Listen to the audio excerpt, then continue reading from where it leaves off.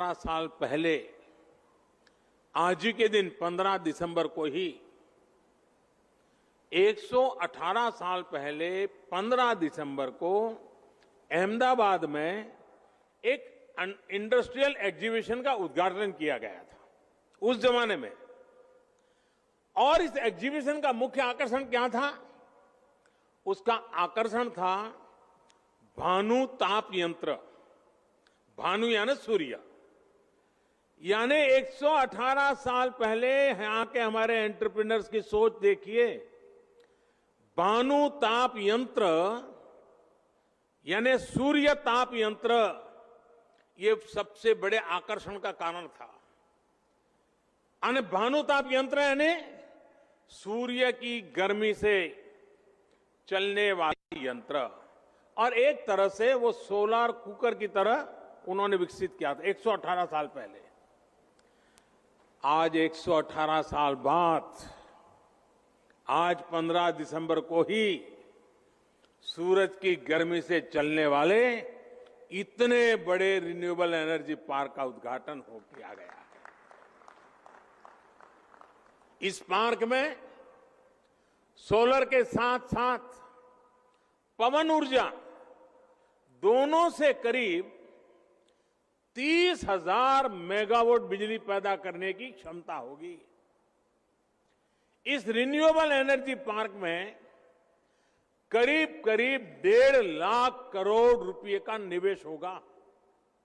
सोचिए, रेगिस्तान की कितनी बड़ी भूमि का सदुपयोग होगा। सीमा के साथ पवन चक्कियां लगने से सीमा सुरक्षित भी और अधिक बेहतर होगी। आम लोगों का बिजली का बिल कम करने के लिए जिस लक्ष्य को लेकर के देश चल रहा है, उसे भी मदद मिलेगी। इस प्रोजेक्ट से किसानों और उद्योगों दोनों को बहुत बड़ा लाभ होगा। और सबसे बड़ी बात, इससे प्रदूषण कम होगा, हमारे पर्यावरण को भी लाभ होगा। इस रिन्यूएबल एनर्जी पार्क में जो बिजली बनेगी वो प्रति वर्ष 5 crore ton carbon dioxide 5 crore ton carbon dioxide emission उसको रोकने में मदद करेगी। और ये जो काम होने वाला है, अगर उसको पर्यावरण के हिसाब से देखना है तो ये काम करीब करीब 9 करोड़ पेड़ लगाने के बराबर होगा। 9 करोड़ पेड़।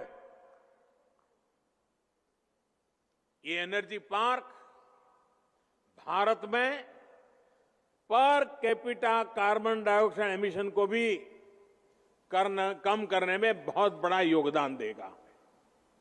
इससे करीब 1 लाख लोगों को रोजगार के नए अवसर भी उपलब्ध होंगे। इसका बहुत बड़ा लाभ कच्छ के मेरे युवाओं को होगा। साथियों, एक समय था जब गुजरात के लोगों की मांग होती थी कि कम से कम रात में खाना खाते समय तो कुछ देर बिजली मिल जाए। यही मांग होती थी। जब मैं नया नया मुख्यमंत्री बना था, जहां भी जाता था लोग यही मांग करते थे।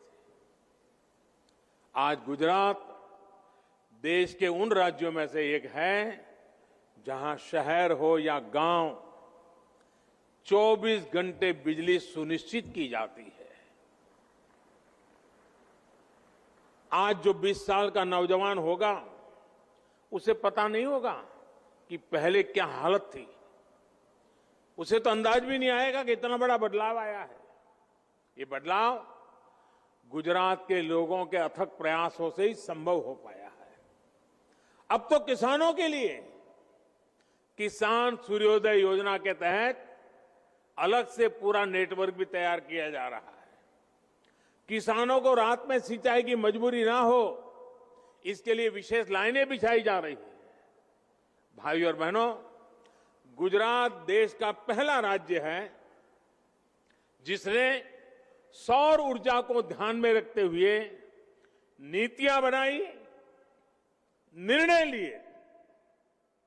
हमने नहरों तक पर सोलर पैनल लगा दिए और जिसकी चर्चा विदेशों तक में हुई।